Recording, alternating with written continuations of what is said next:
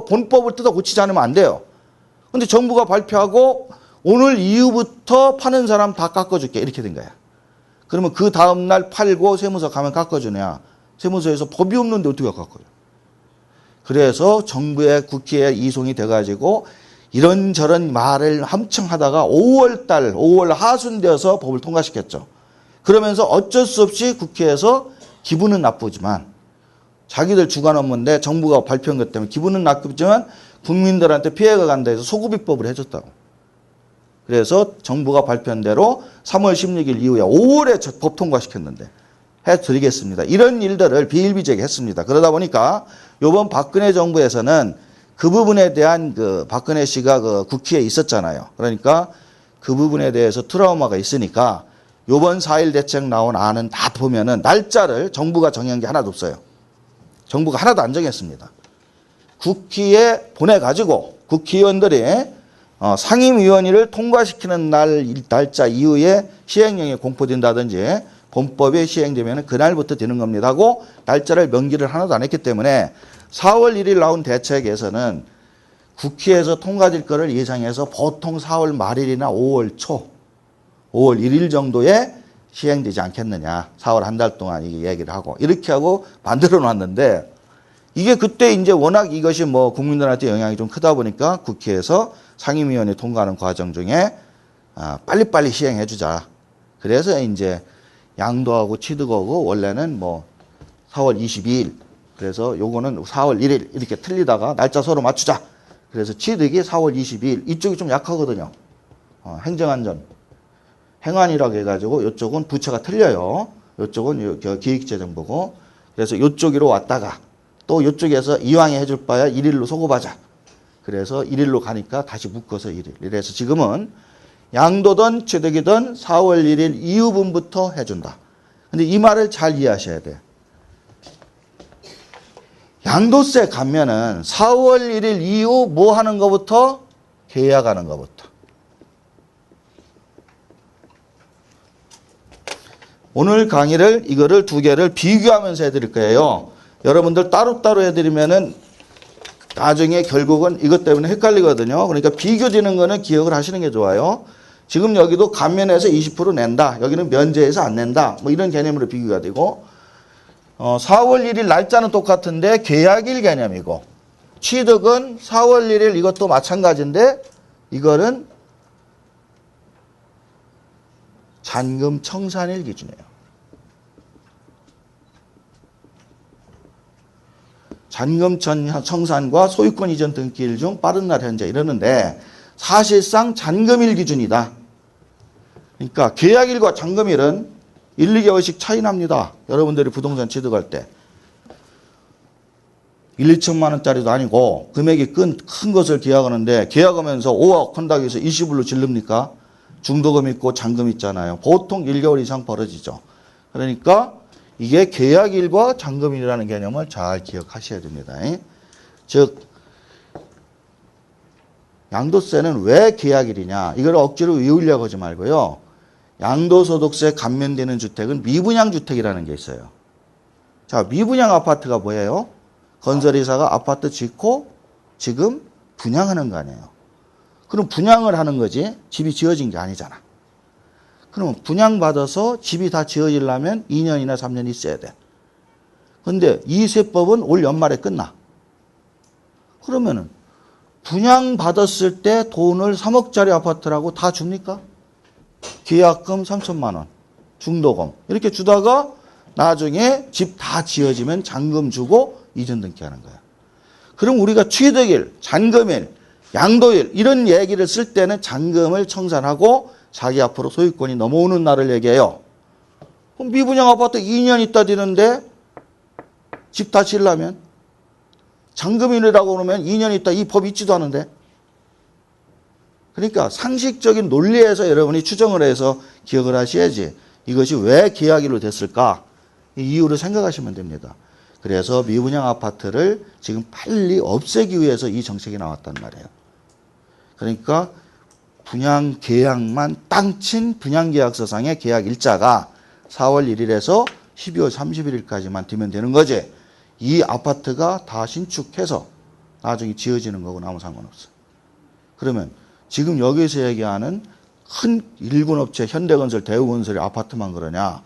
오늘 여기에 이제 도시형 생활주택 같은 거 신축하는 분도 계신데요. 도시형 생활주택도 마찬가지죠.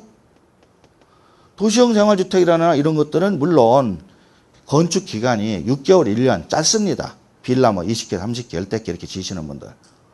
근데 그것도 신축 미분양주택이라고 그러거든요. 그러니까 내가 15개 빌라를 지을는데 땅 파고 계약을 받았다. 그게 올 1월에서 12월 30일이면 된다 이거예요. 즉 자기가 땅 판 게 올 10월 달에 땅 파고 도생주택 신축 들어갔어요. 집 다 지으려면 내년이 돼. 2014년 한 5월 돼야 돼. 그러면 법은 끝났네. 그런데 2013년 10월 11월 달에 분양을 한 사람이 있더라. 분양받은 사람이. 그럼 그 사람은 되는 거예요. 계약일이니까. 그래서 이 계약일의 의미가 이쪽에서 중요합니다. 이거의 잔금청산일은 세법에서 얘기하는 취득일이에요. 지방세법에서 얘기하는 취득일인데 계약과 상관없이 마지막 돈 질른 날입니다. 즉 3월 달에 계약을 했네. 3월 달에 뭘 계약을 해서 샀는데 잔금을 3월 말일 날 치르기로 했다가 이런 얘기가 나와가지고 야 조금 늦추자 해서 4월 1일 날 잔금 치렀다. 그러면 해당되는 거예요. 나머지 조항만 맞으면. 근데 너무 늦었죠? 요거를 4월 초에 설명했으면 고를 분들이 많았을 겁니다. 근데 이미 지금 5월 달로 넘어왔으니 이미 등기 치고 다 넘어와서 안 됐겠죠.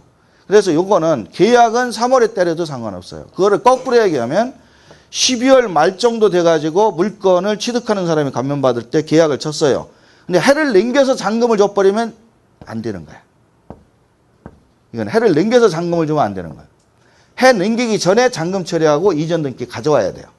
이쪽은 해 넘기든 안 넘기든 계약만 12월 31일까지 하면 되는 거지. 잔금은 내년 중순에 줘도 상관없어.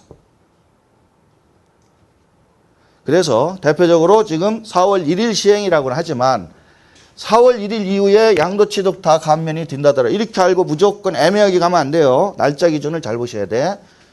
취득세는 잔금일 기준이고 양도세는 계약일 기준이다. 이렇게. 이게 어려우신 분은 계약과 잔금일을 하나로 맞추십시오. 계약하는 날 잔금 치세요. 오전에 계약하고 오후에 잔금 치르면 됩니다. 그래서 그 날짜는 여러분들 그 교재에 있는 것처럼 4페이지 보시면은 그 입법예고 절차도 있는데 원칙은 그 소관 상임위원이 통과하는 날인데 우리 이 세법은 요번에 나온 대책은 소관 상임위원회를 22일 날 통과했습니다. 그런데 무조건 1일 날 소급입법 하는 걸로 했어요. 근데 여기서 참고할 게 아주 중요한 게 하나 있어요. 요 양도. 4월 1일 날 계약을 친다. 이게 뭔 얘기냐. 이렇게 부동산을 누가 가지고 있어요. 이 집을 내가 사서 5년 이내에 팔어. 타인한테. 그러면 이 양도소득세를 깎아준다더라. 뭐 이런 논리요 지금. 여러분들 기억하는 이 양도세가 안 낸다더라. 그럼 누구한테 사? A라는 사람한테 삽니다. B라는 사람이 사가지고 C라는 사람한테 팝니다. 그러면은 B라는 사람을 지금 우리는 보는 건데 B라는 사람이 사가지고 C라는 사람한테 5년 이내에 팔면 이 양도세를 안 낸다. 자, 이거 금방 아시죠? 예. 근데 이 B라는 사람이 A라는 사람한테 사가지고 바로 팔아버렸다. 자, 사는 거는 언제 기준이다? 무조건 4월 1일 이후니까 계약 잔금을 했고 취득을 4월 2일 날 했다. 그래가지고 5년 이내에 팔면 다 깎아준다더라. 그러면은 4월 2일부터 5년을 따졌더니 2013년 4월이에요.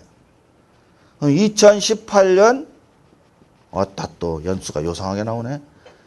4월 2일이 됩니다. 그러면 요 사이에 팔면은 언제 팔아도 이 감면이냐.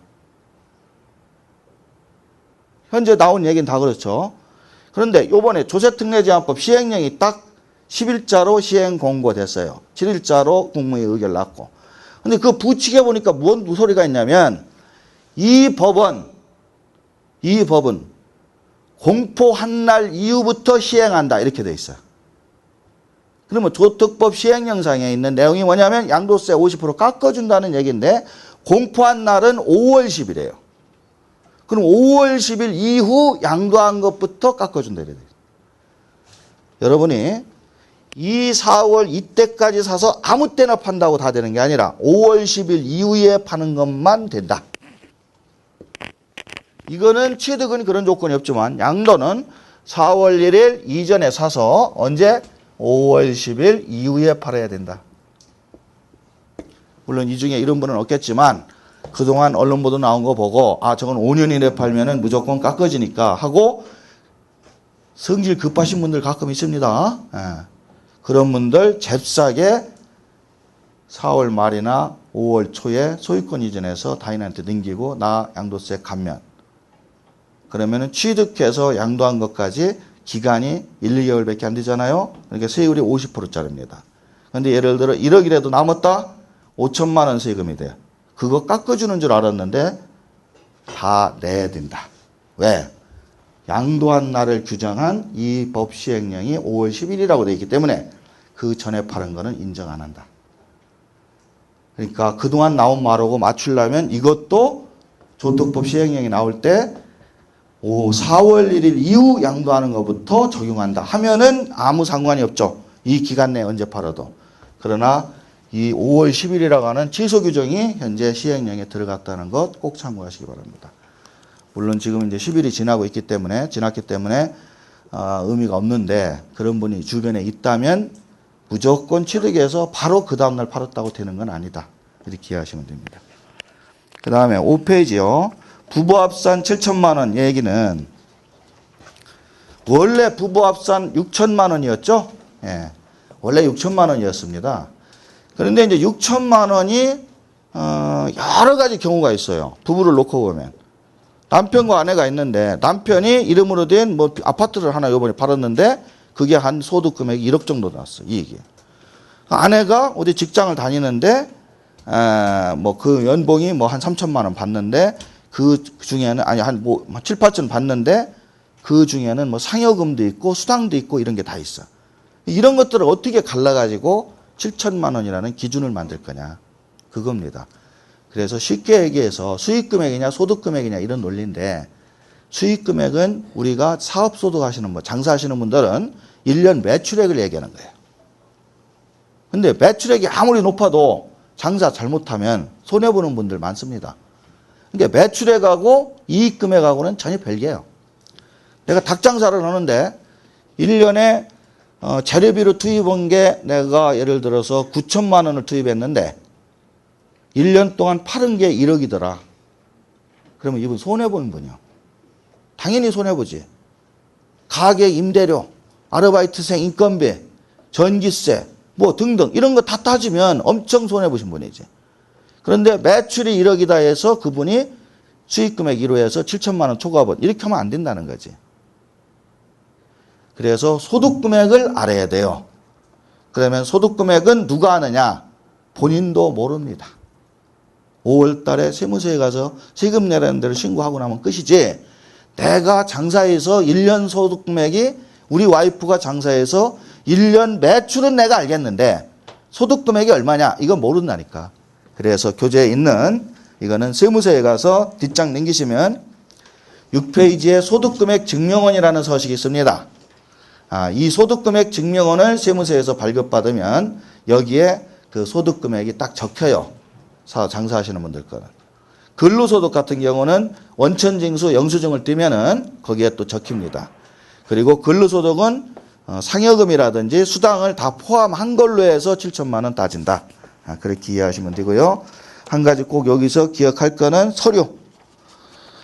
사업소득하고 근로소득만 가지고 따진다는 얘기예요. 7천만 원을. 사업소득과 근로소득만 가지고 따진다는 얘기는 종합소득 하면은 뭐 여러 가지가 있습니다. 이자도 있고 배당도 있고 뭐 부동산도 있고 많은데 그런 거는 다 안 넣고 사업소득과 근로소득만 따진다. 그런데 법령에 명쾌하게는 설명이 안 돼 있어요.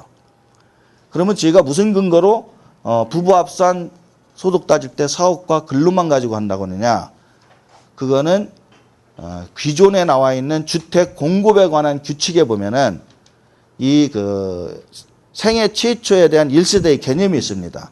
그래서 거기에 보면은 소득을 배우자와의 합산소득인데 사업소득과 근로소득만 말한다. 이렇게 되기 때문에 이 두 가지만 가지고 해야 됩니다.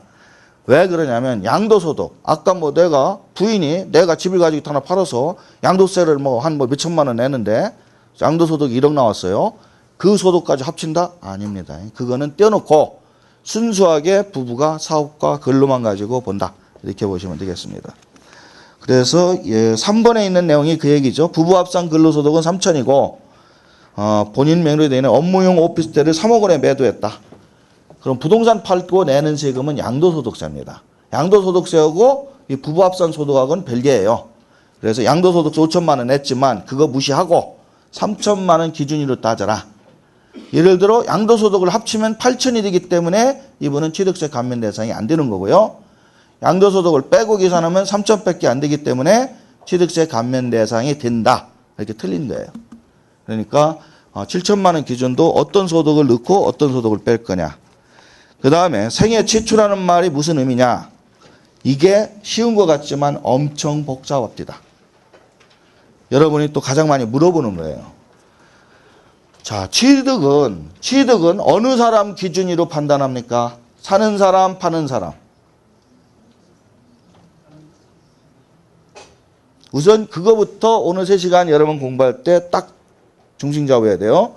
우리가 이제 어떤 기준을 판단합니다. 이게 내가 감면이 되는지 안 되는지, 또 이 집을 사서 내가 팔면 나중에 안 내는지, 또 내가 이 집을 사면은 뭐 세금을 안 내는 건지, 이런 것들을 지금 우리가 이제 알아야 되는데 취득과 양도가 혼동돼 있어요. 그러니까 이 판단할 때 어떻게 하시냐면 경우의 수에 따라서는 두 개를 다 받는 분도 있습니다. 사면서 생애 최초로 취득세 100% 감면받고 나중에 2, 3년 있다 팔면서 양도소득세도 100% 감면받고 이런 케이스도 있어요. 근데 그런 케이스가 되려면 좀 까다로운 조건에 맞아야 됩니다. 이쪽은 사는 사람 위주로 판단하는 취득세니까 취득 아니에요. 취득. 사는 사람 위주로 판단합니다. 파는 사람은 아무 조건 없어요. 이건. 부동산이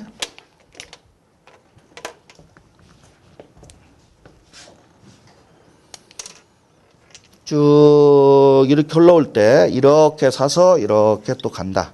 그래서 아까 논리가 A가 가지고 있다가 B가 사고 C한테 또 판다. 이렇게 지금 흘러가는 시스템이에요.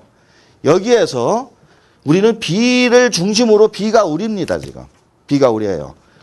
우리가 여기에 있고 앞에 부동산 소유자가 있고 나중에 내 거를 사갈 부동산 소유자가 있어요. 이런 상황에서 어떻게 생각을 하냐면 취득세 감면은 요 B가 누구냐면 취득은 A한테 취득하는 거예요. 맞죠?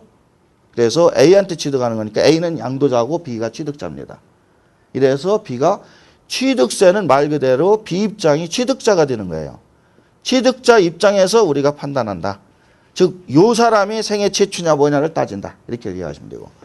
양도소득세는 이 B가 우리인데 우리가 양도세를 살 때 냅니까? 팔 때 내지. 즉, 양도세는 요 시점에 와가지고 양도자의 입장이 되는 거예요. 우리는. C한테 팔 때 되면은 우리는 양도자의 입장으로 바뀝니다. A한테 살 때는 취득자 입장이고 C한테 팔 때는 양도자의 입장이 돼요. 그래서 이 양도자의 입장에서 하는데 이 부분은 5년 이내만 참으면 무조건 해준대. 그래서 이입 때는 요 B가 A가 가지고 있는 요 주택, 즉 자기가 사는 주택. 그러니까 요건 양도자의 입장에서 비과세 판정, 여기 감면 판정은 하지만 요 취득하는 시점에 요 주택이 감면이 되느냐 안 되느냐는 요 주택을 가지고 판정하셔야 됩니다. 주택, 물건. 그러니까 요 취득자 입장에서 볼 때에 지금 이것이 요건이 제일 처음에 나온 게 3가지였었죠. 6천만 원 이러던 것이 지금 이제 7천만 원으로 부부 합산 소득으로 바뀌었고요. 엔드 조건이에요. 두 번째, 전용 면적 85. 세 번째, 기준 시가, 여기 시가, 거래가. 처음에 얼마 했죠? 네.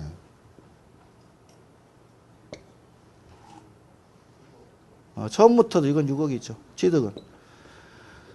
그러니까 처음에 나온 조건이 이렇게 세 가지 엔드 조건이었어요.